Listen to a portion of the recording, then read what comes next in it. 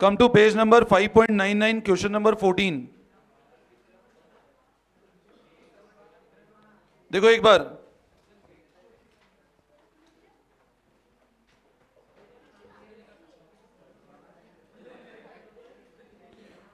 come to page number 5.99, question number 14. ध्यान दो 14 question पे। क्वेश्चन नंबर 14 बनाओ। देखो क्या गिवन है।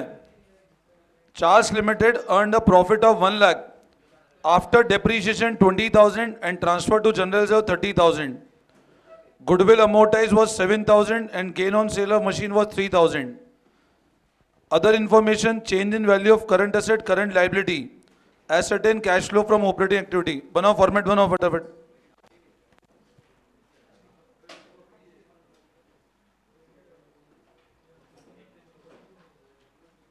Make format like this.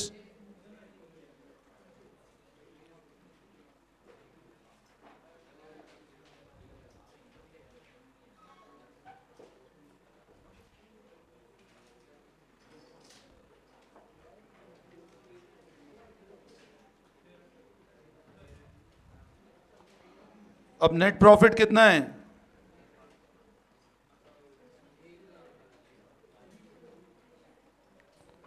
ये वर्किंग नोट में लिखेंगे, फिर 2 से 3 लाइन छोड़ के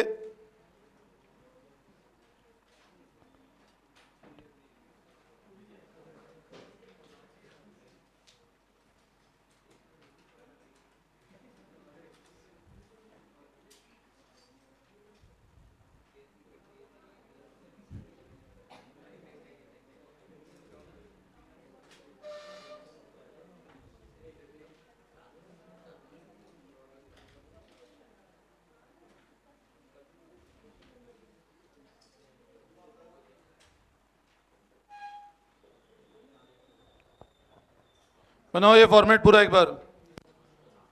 net profit before tax and extraordinary, operating profit before working capital change and cash generated from operation.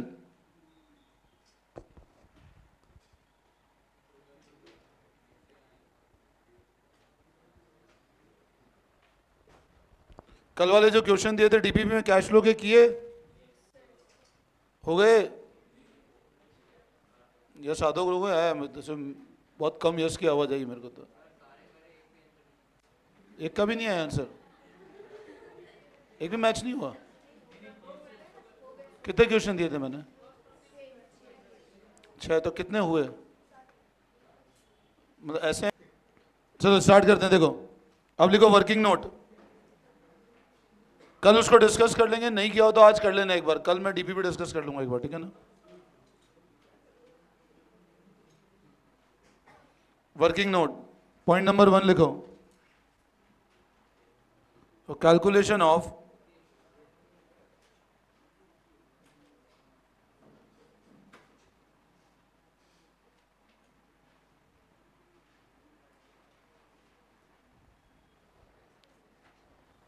अब इसमें लिखो नेट प्रॉफिट एज पर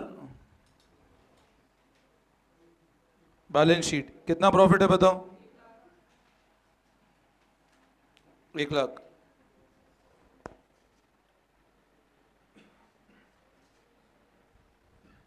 ये फॉर्मेट बना लिया। अब जैसे जैसे जो जो फिगर दिखते जाए वो उनकी प्लेसमेंट करते जाओ। ऐड अपने को एंड में करना है। डेप्रीशिएशन 20,000 है, कहां लिखें? ये फर्स्ट पॉइंट,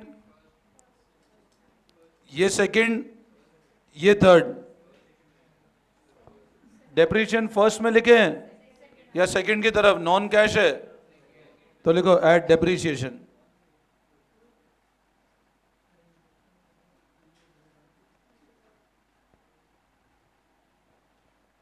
कितना डेप्रीशिएशन? तो लिखो 20,000 रुपये।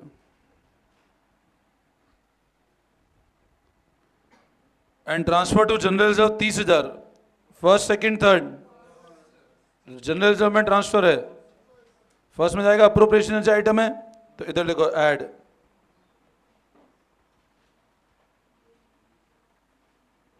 कितने रुपए का ट्रांसफर है? 30,000।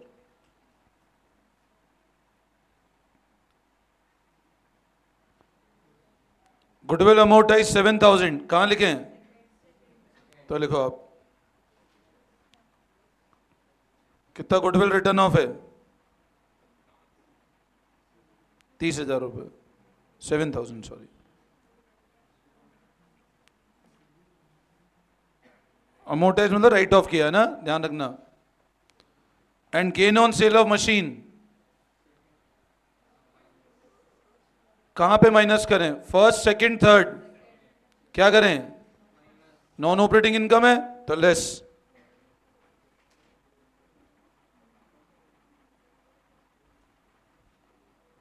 कितना गेन है?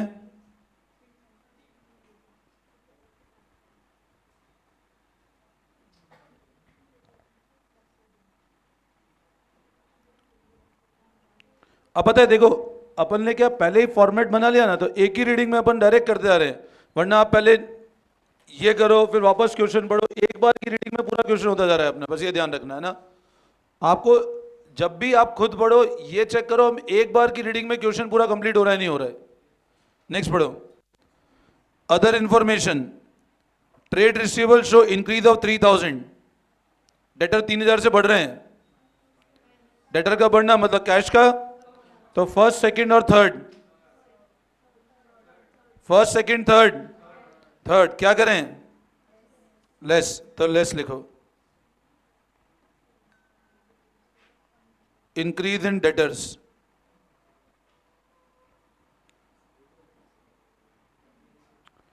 Trade payable show increase of 6,000, current liability का बढ़ना, trade payable show increase of 6,000, current liability बढ़ना। करंट लायबिलिटी और कैश का डायरेक्ट रिलेशन है, करंट लायबिलिटी और कैश का डायरेक्ट रिलेशन है। करंट लायबिलिटी प्लस होना मतलब कैश का भी, तो add.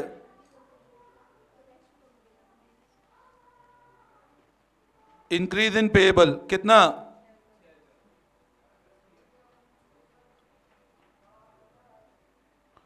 Trade receivable show increase of 3,000, ये हो गया ना, ये वाला sorry. Prepaid expense increase of 200, prepaid current asset बढ़ना, करंट एसेट का बढ़ना मतलब कैश का क्या करें? तो लेस।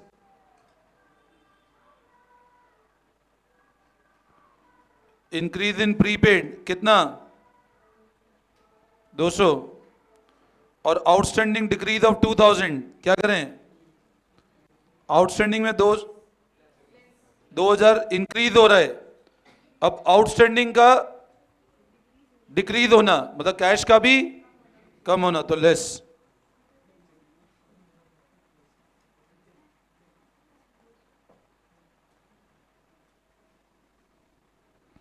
हो गया पूरा। अब one by one add less निकाल लो। सबसे पहले इसको करो, ये कितना आ रहा है? तो लिखो 1,30,000 रुपए। अब ये 1,30 कहां पे लिखेंगे? ऊपर यहां लिखेंगे 130। 1,30 में 20 जोड़ो, 1,50 में 7, 1,57 माइनस 30, 154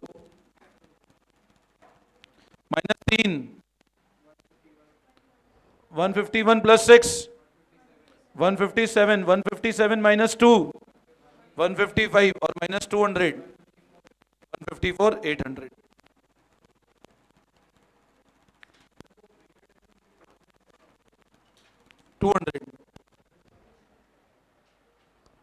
अच्छा, मैंने आप लोगों को एक टीएस का एक क्वेश्चन दिया था, वो वाला किया था क्या?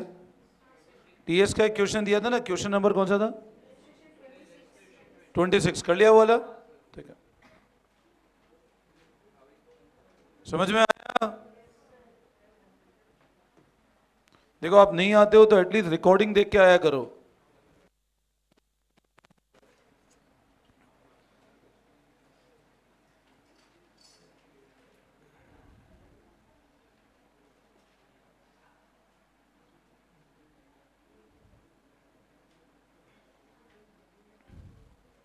Any doubt?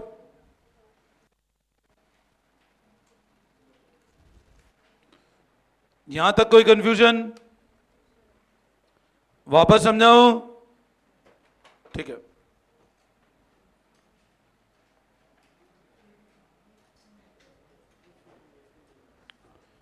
आगे बढ़े। सबने कर लिया यहां तक? ठीक है, अब लिखो, नेक्स्ट हेडिंग लगाओ। लिखो, प्रिपरेशन ऑफ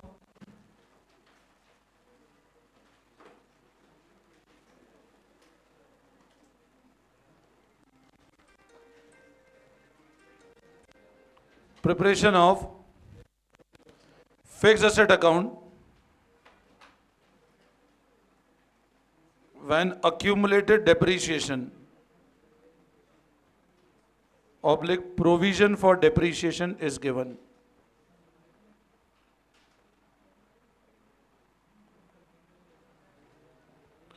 अब फिक्स एसेट का अकाउंट बनाना जब अक्यूमुलेटेड या प्रोविजन फॉर डेप्रीशिएशन गिवन हो तो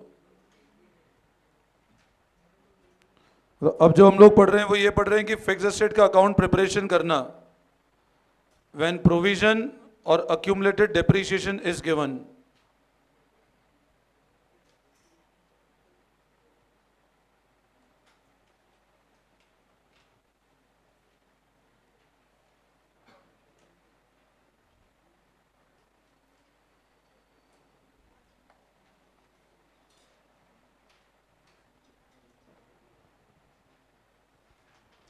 ठीक है, अब क्या होता है, देखो, फिक्स एसेट का अकाउंट बनाना जब अक्यूमुलेटेड और प्रोविजन फॉर डेप्रीशिएशन गिवन हो। ये टॉपिक अपन ने जब 11th क्लास में थे, अपन ने डेप्रीशिएशन एक चैप्टर पढ़ा था, ध्यान है? और वहाँ पे एसएलएम मैंने पढ़ाया था और डब्ल्यूडीवी का मैंने सिर्फ कैलकुलेशन सिखाया था आपको। और एसएलएम डब्ल्यूडीवी में आधे बच्चों ने वो सरेंडर कर दिया था, तो मैंने फिर ये टॉपिक पेंडिंग छोड़ दिया था। मैंने कहा जब 12th में आऊँगा तब यहीं पे पढ़ा दूंगा मैं प्रोविजन वाला कंसेप्ट। तो उस टाइम हमने वैसे प्रोविजन पढ़ाई था, बट ये कंसेप्ट अगेन क्लास 11th का है, ठीक है ना? बट अब क्या, अब तो ये बिल्कुल ऊपर आ ही गया, तो पढ़ना ही पड़ेगा अपने को, अपने चॉइस है नहीं इसको छोड़ने की अब, ठीक है ना? अब क्या है, फिक्स एसेट का अकाउंट बनाना जब प्रोविजन फॉर डेप्रीशिएशन या अक्यूमुलेटेड डेप्रीशिएशन है। हम लोग है ना एक रूटीन अकाउंटिंग समझते हैं डेप्रीशिएशन की, और मैं ये अज्यूम करते हुए पढ़ाऊंगा आपको। थोड़ा बहुत याद है एसएलएम डब्ल्यूडीवी की अकाउंटिंग कैसे होती थी, मतलब डेप्रीशिएशन जर्नल, मैं अज्यूम है मेरा, ये मेरा अजम्पशन है। अपन पढ़ते हैं फंडामेंटल अकाउंटिंग अजम्पशन कि फॉलो नहीं किया तो क्या नहीं देना है, फॉलो किया तो डिस्क्लोजर नहीं देना है ना। तो ये मेरा अजम्पशन है कि तुमको आता है इसलिए डिस्क्लोजर नहीं चाहिए हमको कि नहीं आता है ना। अभी मेरे को एक बात बताओ, अपन ने एसेट परचेज किया, अज्यूम करो मैंने एक मशीन परचेज की 5 लाख रुपए की, डेप्रीशिएशन है लेट से 10% और एसएलएम मेथड है, ठीक है? डब्ल्यूडीवी की बात अभी नहीं कर रहे हम लोग, ठीक है ना? अब मेरे को बताओ, सबसे पहले आप बेसिक एंट्रीज बताना मेरे को, है ना? मशीन परचेज की 1 अप्रैल 21 को, क्या एंट्री होगी बोलो? Machine to bank, machine account debit to cash, कितना? 5 लाख रुपए, ठीक है? अब ईयर एंड होगा, क्या एंट्री करेंगे? डेप्रीशिएशन टू मशीन, कितना अमाउंट? 50,000 रुपये, समझ आया? और इसी दिन अपन ये क्योंकि एक्सपेंस है तो इसको कहां से राइट ऑफ कर देंगे? 50,000 रुपये, समझ आता है? सबको क्लियर है? अच्छा, अब मेरे को एक बात बताओ, अगर मैं इस पर्टिकुलर ट्रांजैक्शन की लेजर पोस्टिंग करता हूं, ठीक है? अपन ने मान लो मशीन का लेजर बनाया, मैंने क्या किया, लेट से एक मशीन का लेजर बना लिया,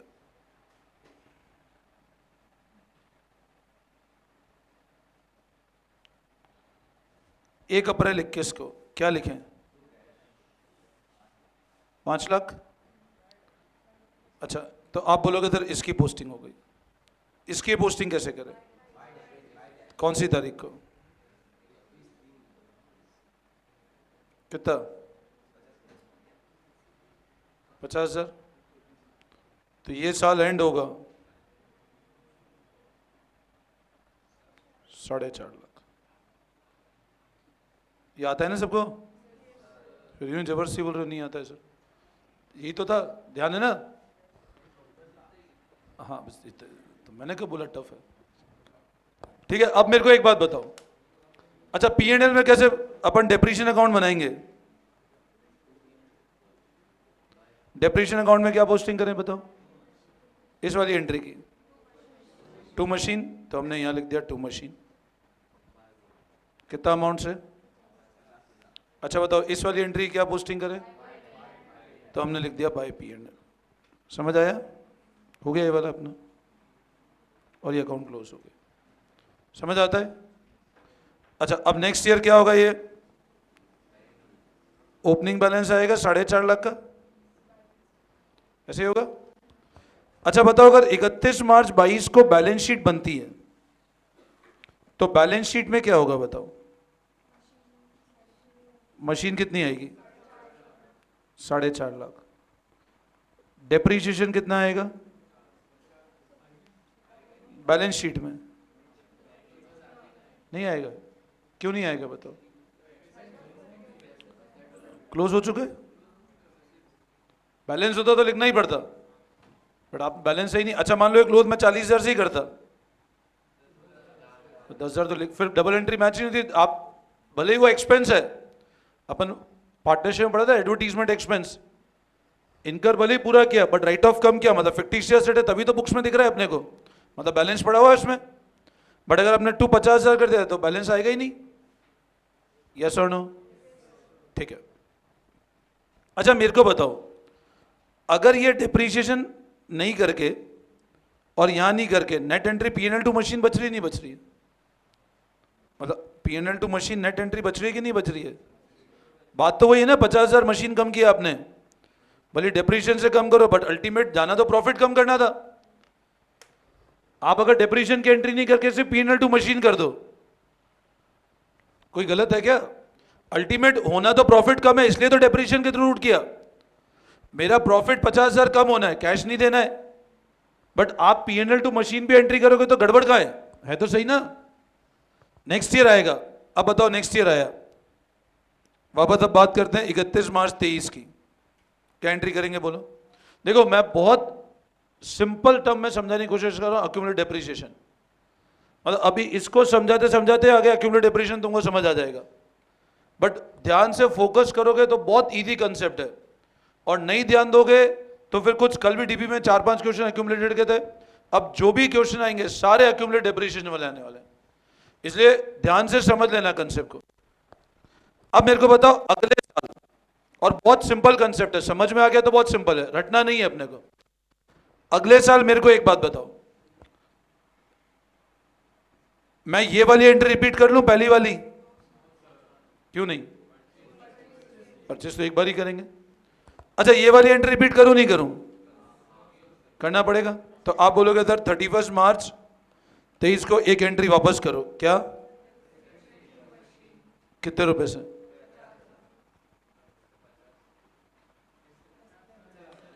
और 31 मार्च 23 को P&L टू, बोलो सबको समझ में आता है? सिंपल है, टफ तो नहीं है? ठीक है। अच्छा अब मेरे को बताओ बैलेंस शीट जब बनेगी 31 मार्च 23 की, बैलेंस शीट 31 मार्च 23 की, मशीन कितना बताएगी बोलो? 4 लाख। सिंपल। तो आप बोलोगे सर मशीन कितना दिखना चाहिए?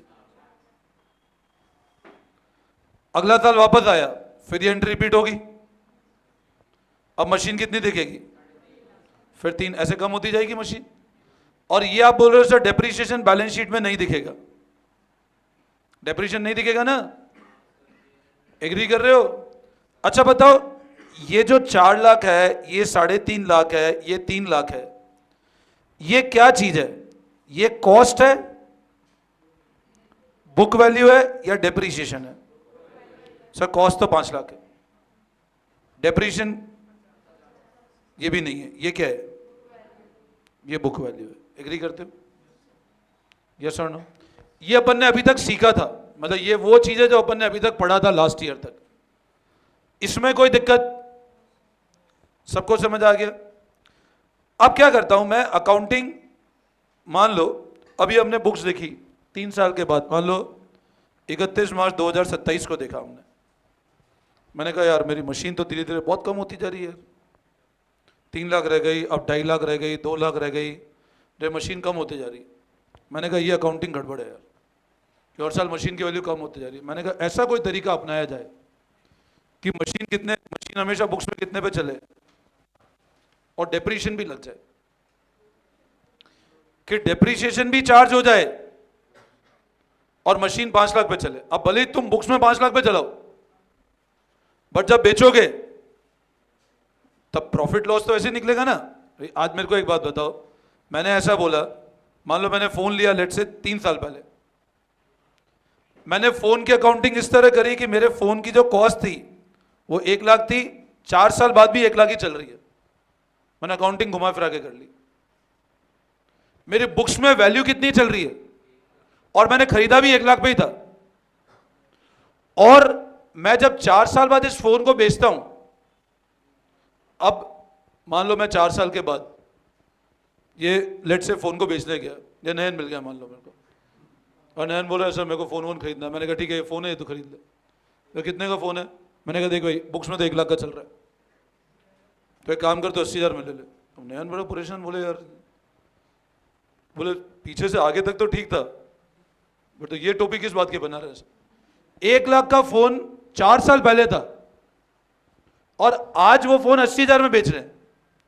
अब मैं जस्टिफाई, बोले सर ये जस्टिफिकेशन ही नहीं है। मैं तो बोलूं 1 लाख का 1 लाख में दूंगा सर। अब मैं इसको समझा रहा हूं कि देख बुक्स में 1 लाख का ही चल रहा है मेरा फोन, कि बुक्स में कितने का चल रहा है फोन? 1 लाख का। मैंने बहुत समझाने की कोशिश की, देख बुक्स में 1 लाख का ही चल रहा है भाई, 4 साल हो गए, 10 साल बाद भी मेरी बुक्स में फोन 1 लाख का चल रहा है। अब 10 साल बाद भले ही आप 1 लाख का चलाओ, मैं बोलूं तो 1 लाख में खरीद ले, तो बुक्स गई भाड़ में, मैं क्यों लूं 1 लाख का फोन? Getting my point? आप मेरे को एक बात बताओ, भले ही आप असेट को कॉस्ट पे कैरी ऑन करो बुक्स में, बट क्या वो मार्केट में प्रैक्टिकल 1 लाख पे बिकेगा क्या फोन? उसकी डेप्रिशिएटेड वैल्यू बिकेगा वो। तो आप अगर, अच्छा एक चीज मेरे को बताओ, अगर 1 लाख पे ये असेट चल रहा है तो क्या सही है? क्या अकाउंटिंग सही है क्या? नहीं है सही। तो ऑब्वियस सी बात है इसके ऊपर डेप्रिसिएशन तो है, बट मैंने डेप्रिसिएशन के तरीके को अलग कर दिया मैंने। देखो मेरे को एक बात बताओ, अपन ने डेटर्स का कंसेप्ट पढ़ा था, एक ध्यान है? Debtor, bad debt, provision for doubtful debts. मान लो इधर चल रहे हैं डेटर 5 लाख के, और मेरे को पता है इस 5 लाख में 2 लाख रुपए डाउटफुल है। 5 लाख के डेटर बुक में चल रहे हैं, मेरे को पता है 5 लाख में 2 लाख के डेटर डाउटफुल है। अब उसके बावजूद मैं इसको 5 लाख पे चलाऊं तो मतलब बुक सही नहीं है आपकी। फिर आप असेट को अन्य से ओवर इन्फ्लेट कर रहे हो ना। 5 लाख के डेटर आपके बुक्स में चल रहे हैं, आपको पता है 2 लाख क्या है? डाउटफुल है, बट आप खुश हो रहे हो देख के, नहीं 5 लाख के डेटर है। एग्जाम होता है ना तुम्हारा, एग्जाम से रिजल्ट तक का जो टाइम होता है, तुम एग्जाम देते हो पेरेंट्स को बहुत शानदार गया हमारा, है ना, बट अपने को मन में डाउटफुल पता है गड़बड़ मामला है, और रिजल्ट आएगा तब तक गड़बड़ रहेगा। अब अपन क्या एग्जाम से लेकर रिजल्ट तक तो बड़े खुश हो रहे हैं, बट पहले से पता है मामला गड़बड़ है, तो आप अन्य से ओवर इन्फ्लेट कर रहे हो ना चीजों को, जो एक्चुअल है ही नहीं। तो हम क्या करते हैं, ये डाउटफुल 2 लाख को अपन लेस करके बताते नहीं बताते हैं प्रोविजन। तो हम एग्जैक्ट 3 लाख, हमको पता है भैया 3 लाख ही आने वाले हैं। अब अपने को पता है ये डाउटफुल है, अड्डे हुआ नहीं है, तुम्हारे माइंड में डाउट है कि फेल हो सकते, बट फेल हुए नहीं है। अब पास हो गए तो अच्छी बात है, नहीं हुए तो आपने पहले से प्रोविजन बना रखा है। अब एग्जाम होते ही पेरेंट्स को बोल दो भैया आज तो फेल हो गए, तो उसी दिन काम हो जाएगा ना पूरा, जूते पड़ने उसी दिन हो जाएगा सब काम। अब रिजल्ट आएगा तो अननेसेसरी इन्फ्लेशन नहीं होगा ना। अब डबल तो जो नालायक है उनके साथ तो डबल ही होगा तो।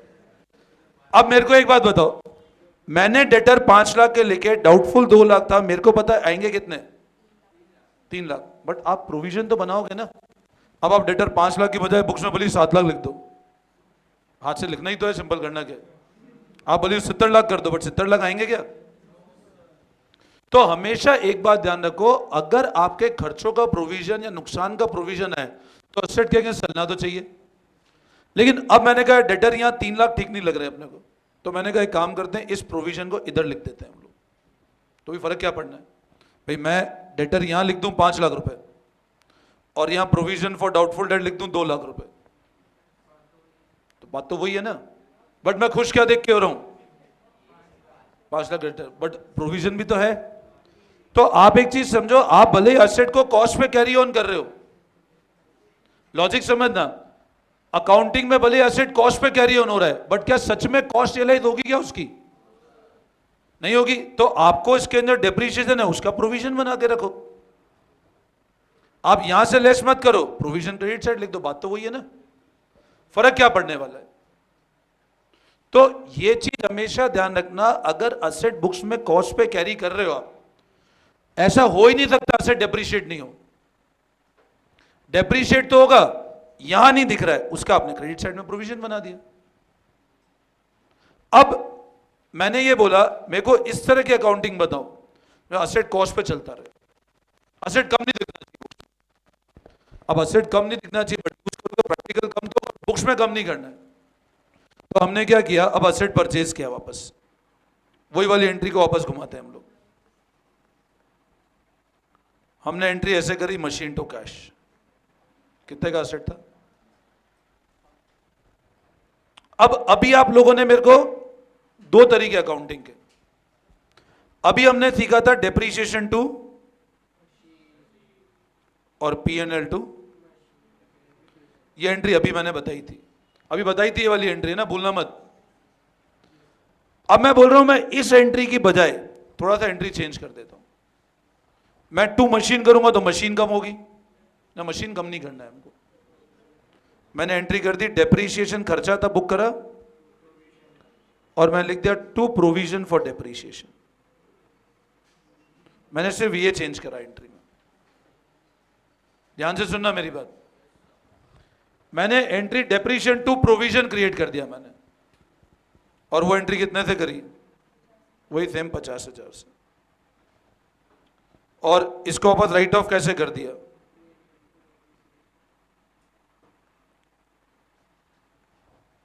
समझे बात को? अब होगा क्या बताओ? ये यहां भी क्लोज हो रहा था, देखो यहां भी क्लोज हो गया, बट आपने क्या क्रिएट कर दिया? अब यहां पर यह ध्यान रखना, प्रोविजन आपने क्या किया यहां पर? क्रिएट किया। समझे बात को? और प्रोविजन मैंने आपको पहले भी बताया था, बैड डेप वाले कंसेप्ट पे जाओ, कैसे क्रिएट करते थे provision? Bad debt right of करते थे, बैड डेप टू डेटर। अगर प्रोविजन चल रहा है तो बैड डेप को राइट ऑफ P&L से नहीं करते थे, कहां से करते थे? प्रोविजन से। तो अब मेरे को बताओ, इस केस में अगर मैं इस वाला जो केस है, ये वाला जो केस है, ये वाला जो केस है, अगर इसमें बैलेंस शीट बनाऊं, इसमें अगर बैलेंस शीट बनाऊं तो कैसे बनेगी? मशीन कितनी दिखेगी? तो मैं बैलेंस शीट बनाता हूं 31 मार्च 22 की।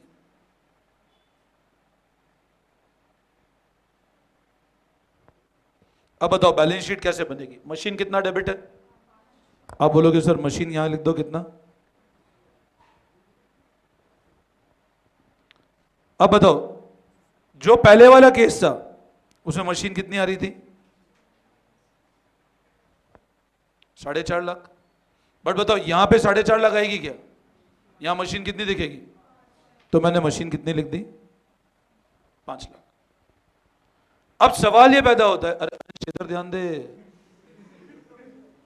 कहां देख रहे हो तुम? मेरे को पता है, हाँ तेरी 3-4 बार तारीफ क्या कर दे सिक्स पैक की, तू बिल्कुल यूं अपने वो समझने लग जाता है। हाँ। तू पहले पता है बीच में कुछ टाइम इंसानी प्रवृत्ति में था, फिर वापस अब पागल हो रहा है तो। हाँ रिकॉर्डिंग बंद कर दो यार, 6 पैक है इसके बोल यार। ध्यान दो, अब मशीन कितना दिखा बताओ? 5 लाख। एग्री करते हो? मशीन दिख रहा है 5 लाख, डेप्रीशिएशन दिखेगा क्या? क्या दिखेगा? और प्रोविजन का कौन सा बैलेंस है? तो असेट साइड लिखने, लायबिलिटी साइड कितना लिखें? प्रोविजन फॉर, समझ आया? बोलो यस और नो। अच्छा, ये बैलेंस 1 अप्रैल 22 का भी हो सकता है ना? 31 मार्च 22 बोलूं, अगले दिन 1 अप्रैल 22 ओपनिंग बैलेंस है अगले साल का। अच्छा, अगले साल अगर मैं मशीन का लेजर बनाऊं तो कैसे लिखूंगा? टू बैलेंस ब्रॉट डाउन, मतलब मैं लिखता हूं 31 मार्च 23, 31 मार्च 23 को टू बैलेंस ब्रॉट डाउन कितना लिखूं? आप बोल रहे हो सर 5 लाख रुपए। और अगर मैं प्रोविजन फॉर डेप्रिसिएशन का लेजर बनाऊं, अच्छा डेप्रिसिएशन लेजर बन सकता है क्या? ओपनिंग बैलेंस होगा डेप्रिसिएशन लेजर में 31 मार्च 23, तो इस साल ओपनिंग बैलेंस कितना लिखो? 31 मार्च 23 में तो ये ओपनिंग बैलेंस होगा, ये इस साल का ओपनिंग बैलेंस कितना लिखें? 50,000। वो भी ऐसे लिख दें? कैसे लिखें? गुड। क्या लिखना चाहिए?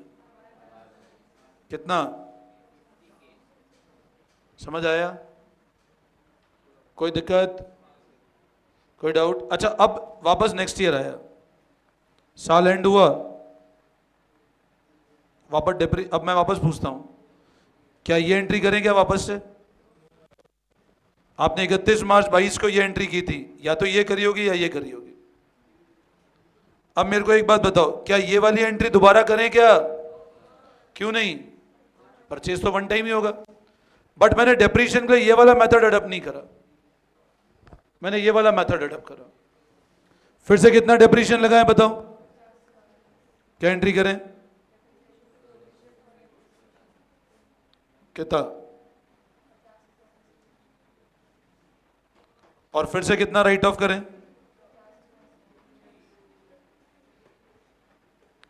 ठीक है, क्लोज हो गया।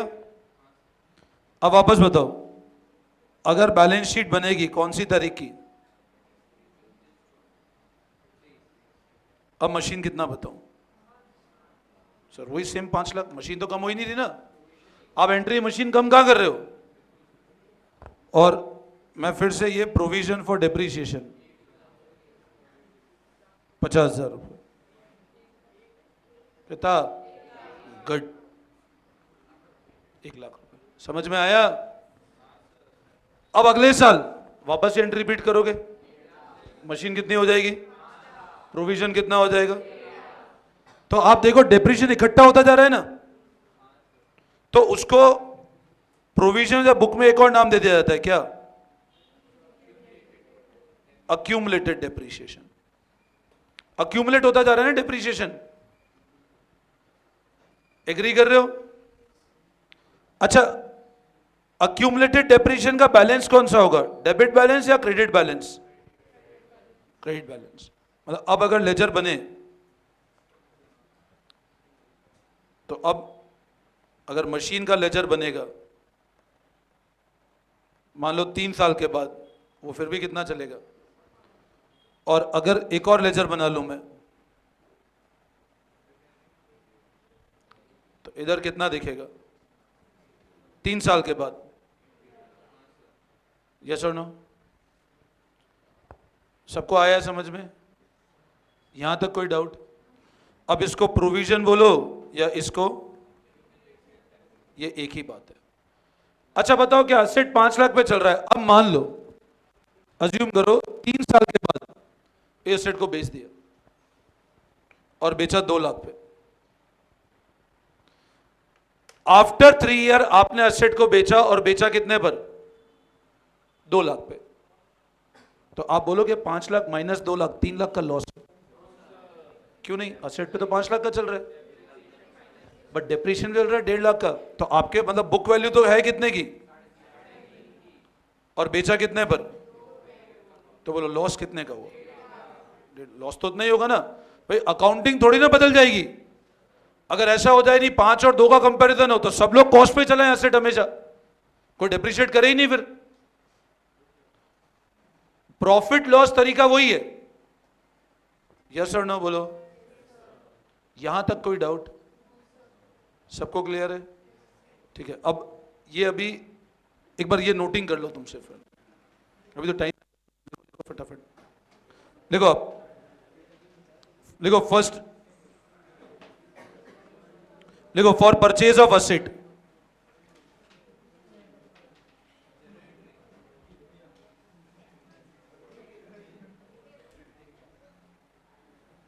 लिखो for purchase of asset,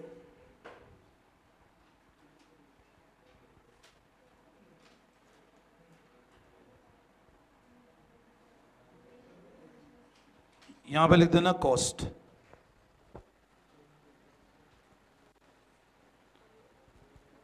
asset account debit to cash.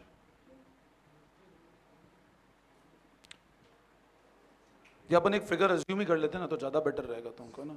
एक अज्यूम कर लो फिगर, मशीन परचेज हुई,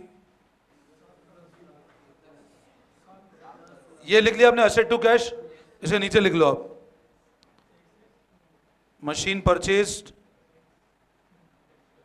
5,14,21, depreciation at 10% SLM,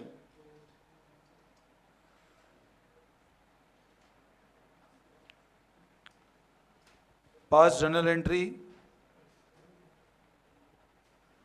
assuming provision for depreciation account,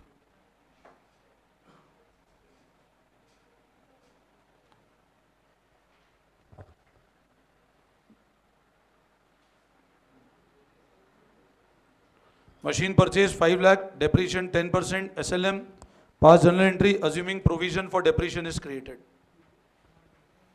ये मानते हो एंट्री करो, क्या बनाया आपने, प्रोविजन बनाया है।